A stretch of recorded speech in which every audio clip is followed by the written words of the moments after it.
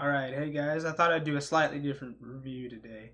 So, if anybody has ever been watching any of my videos, I do reviews on netgear shit.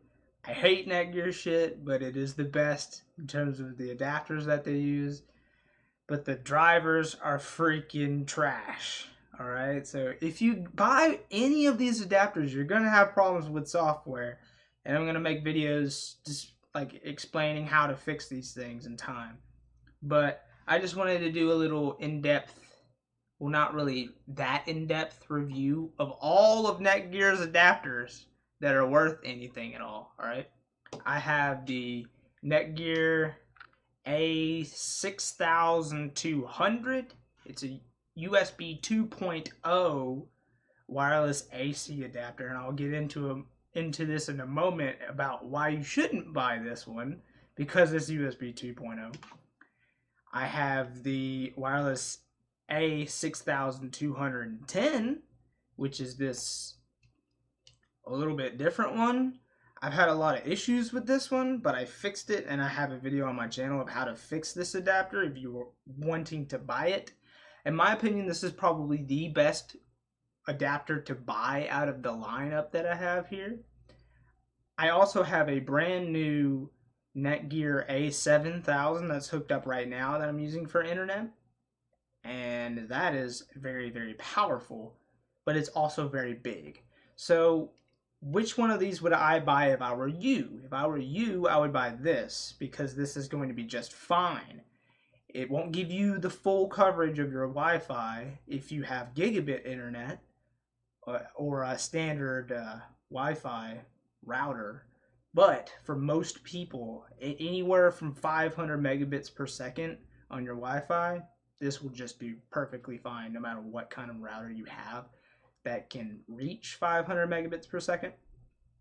This uses USB 2.0. The reason why you don't want to use this is specifically because it uses USB 2.0.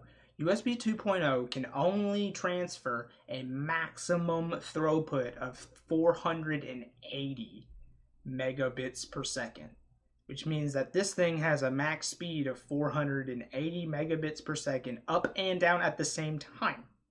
That means that if you're downloading something and you're uploading something, the maximum throughput total of both of them can only add up to 480.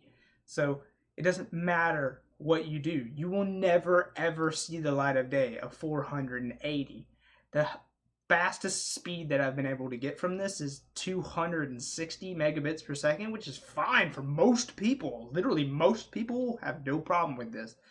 But as of right now, this costs less than this. So why the fuck would you buy this? Don't buy this. This is a mistake, alright? It uses USB 2.0. I don't even think it's covered with the Windows 10 anymore. Just don't buy this, alright? Don't do it. Now the a6210 is the one that you should buy. Here's the reason why you should buy this one over the big deal one that I have over here that I'm using. This one, whenever I tested it, I could only get it to go all the way up to around 480 megabits per second, which is extremely fast. Doesn't matter what you say. That's extremely fast for 40 feet away from the router. That's quite good. But it only has two antennas, one for 2.4 and one for 5.0 gigahertz. And so the issue that you run into is that this doesn't connect as good at distances compared to this new one, the a7000. But this has an advantage. This adapter is way, way, way smaller than the a7000. I wish I could take that off right now, but I'm downloading something and I don't want to break that. This is way smaller than the a7000. The a7000 is 3 times bigger than this in volume. It is huge. When I got it, I was like, is it really that big? That thing's freaking huge. Alright? Don't buy the a7000 unless you are an enthusiast and you like that sort of thing and you have gigabit internet like me. I'm able to get close to the full gigabit. My adapter, like my actual internet service, is not up to par.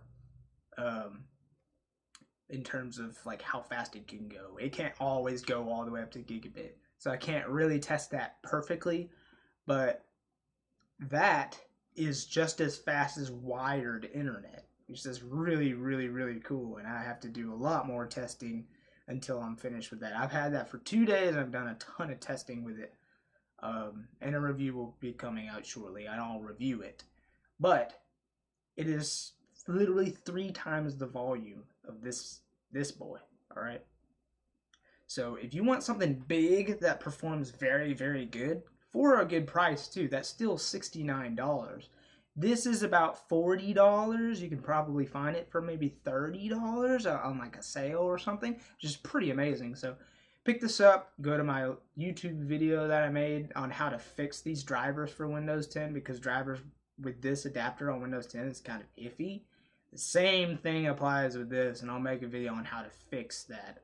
But in terms of a pretty good, a decent wireless adapter from Netgear, this is pretty good. And you could probably not beat this for the price. Maybe if you could get the Linksys one, but the Linksys one also has worse distance. This can go travel a farther distance. Now that thing can travel a tremendous amount of distance because it has 7 connection throughput, like up and down. Like, it's insane. That thing is sick, and I'm going to do a lot more reviews of that in time. But for a wireless router, you can't go wrong buying this because of its distancing. Even though it's not great distancing, it's better than other ones of the same price. And the throughput is very, very good. You can get about 550 megabits per second off of this. It's just pretty damn insane. So, I just want to end it here. I hope y'all have a good day. And I'm just going to start making videos because I'm fucking bored. Alright? I have my applied physics degree. I got to find a job and a whole bunch of other stuff. But we will go from there.